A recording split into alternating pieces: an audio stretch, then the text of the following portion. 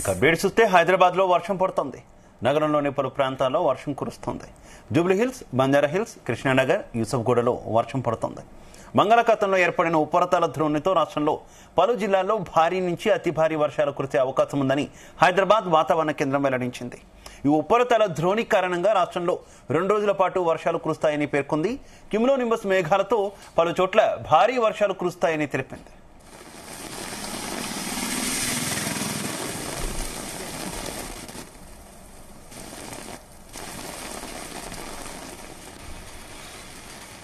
ఇదే అంశంపై మరిన్ని డీటెయిల్స్ మా ప్రతినిధి వినోద్ అందిస్తారు. వినోద్, బంగాళాఖాతంలో ఏర్పడిన ఉపరితల ద్రోణి ప్రభావంతో పాటు నైరుతి రుతుపవనాలు చురుగ్గా కదలడంతో మరొక 4-5 రోజుల పాటు భారీ వర్షాలు కురుస్తాయంటూ కూడా వాతావరణ శాఖ హెచ్చరిస్తోంది. అయితే తెలంగాణ రాష్ట్రంలో, ముఖ్యంగా తెలంగాణ రాష్ట్రంలో గత 4 రోజుల నుంచి మనం చూస్తున్నాం వాతావరణం అంతా కూడా చల్లగా, మరొక పక్క సాయంత్రం పూట కాగానే వర్షాలు కూడా భారీగా పడుతున్నాయంటూ కూడా మనం చూస్తున్నాం. అయితే అనేక జిల్లాల్లో ఉరుములు మెరుపులతో కూడిన భారీ వర్షంతో పాటు మరికొన్ని చోట్ల బలమైన ఈదురుగాలులు కూడా ఉండవచ్చు అంటూ కూడా వాతావరణ శాఖ అయితే ప్రకటించింది. గంటకు 30 నుంచి 40 కిలోమీటర్ల వేగంతో ఈదురుగాలులు వీచే అవకాశం ఉందంటూ కూడా వాతావరణ శాఖ హెచ్చరించింది.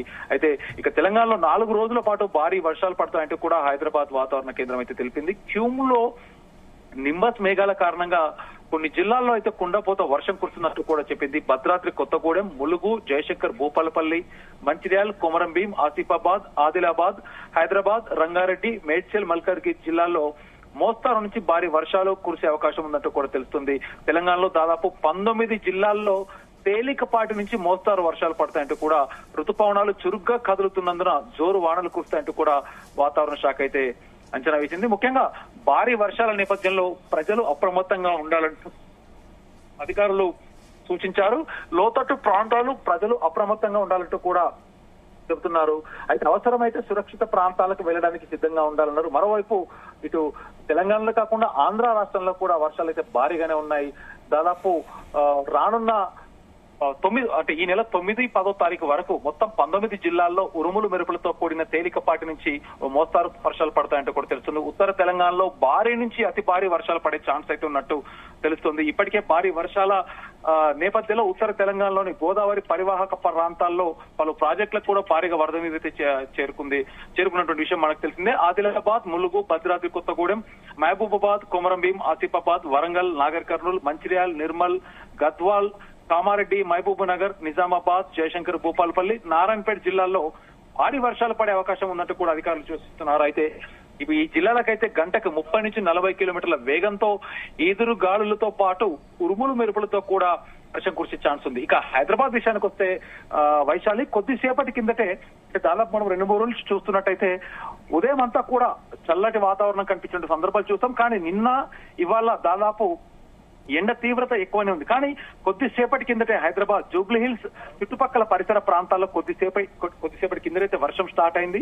జూబ్లీహిల్స్, బంజారాహిల్స్, పంజాగుట్ట, యూసఫ్గూడ, అమీర్పేట్, కృష్ణానగర్, ఈఎస్ఐ, మరొక పక్క ఇటు హైటెక్ సిటీ, మాదాపూర్ లో కొద్దిసేపటి కిందటే చిన్నపాటి చినుకు ఈ వర్షం కాసేపట్లో అంటే పెరగొచ్చు, పెరగకపోవచ్చు. మొత్తానికి హైదరాబాద్ అంటే ఏ చిన్నపాటి వర్షం కురిసినా హైదరాబాద్ ఈ జూబ్లీహిల్స్ పరిసర ప్రాంతాల్లో భారీగా ట్రాఫిక్ జామ్ అయ్యే అవకాశాలు ఉన్నాయి. కాబట్టి కొద్దిసేపటి కిందటే ప్రారంభమైంది. మనం గత 4 రోజుల కిందట చూస్తున్నట్టయితే హైదరాబాద్ లో కొన్ని ప్రాంతాల్లో దాదాపు 6 నుంచి 8 గంటలు కంటిన్యూగా వర్షం పడేటువంటి సందర్భాలు కూడా చూసాం. సో మొత్తానికి ఈ నెల 9వ తారీఖు వరకు కూడా వర్షాలు అంటే ముఖ్యంగా హైదరాబాద్ లో అయితే కూడా సాయంత్రం సమయంలో దాదాపు సాయంత్రం 4 గంటల నుంచి 7 గంటల సమయంలో కూడా ప్రజలు అప్రమత్తంగా ఉండాలి. వాహనదారులు కూడా పరిస్థితిని చూసుకొని బయటికి వెళ్ళాలి. అలాగే ప్రయాణికులు కూడా ఎలాంటి అకేషన్స్ ఉన్నా కూడా, లేదంటే తీర్థయాత్రలకు వెళ్లే వాళ్ళైనా కూడా, లేకపోతే బయట ప్రయాణించే వాళ్ళైనా కూడా ఈ 4 రోజుల వరకు కూడా సాయంత్రం 4 గంటల నుంచి రాత్రి 8 గంటల వరకు, దాదాపు 7 నుంచి 8 గంటల వరకు డెఫినెట్ గా వర్ష సూచన ఉన్నందున జాగ్రత్తగా ఉండాలంటూ కూడా ఇటు జిహెచ్ఎంసీ అధికారులు కూడా ఎప్పటికప్పుడు అధికారులను ఆదేశిస్తున్నారు. సో ఏది ఏమైనా కొద్దిసేపటి కిందట ఇటు యూసఫ్గూడ, అమీర్పేట్, కృష్ణానగర్ లో ప్రారంభమైన వర్షం కొద్దిగా పెరుగుతూ వస్తుంది.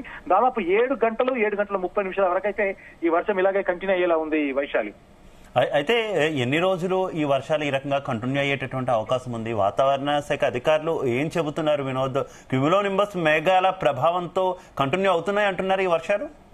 డెఫినెట్ గా 9వ తారీఖు వరకు శివ, ఎందుకంటే మనం లాస్ట్ 15 రోజుల నుంచి అబ్జర్వ్ చేస్తున్నట్టయితే దాదాపు వరుసగా 4-5 రోజులు తెలంగాణ రాష్ట్ర వ్యాప్తంగా భారీ వర్షాలు పడినటువంటి సందర్భాలు చూసాం.